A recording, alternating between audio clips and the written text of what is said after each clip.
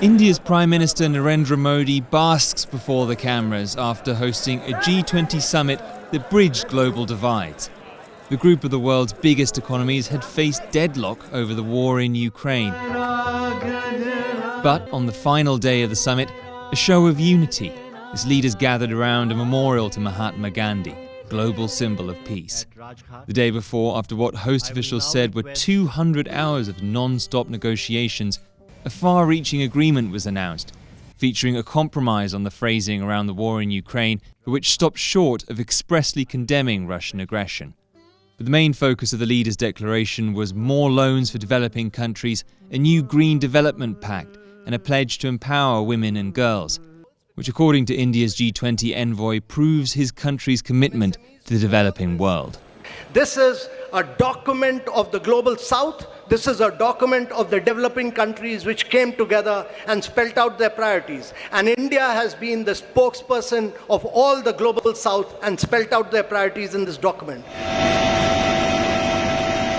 While record-breaking rains flood Greece and Hong Kong, fighting climate change formed a central part of the G20's agenda. Leaders agreed to triple renewable energy capacity by 2030, end plastic pollution, and phase down coal. Some monitoring the summit said those commitments are rehashed promises that have so far failed to have been delivered. Many commitments, but it was mostly saying again what they'd said before and really hadn't implemented when they left the sunny summit peak and went back to the dark valleys of domestic politics at home.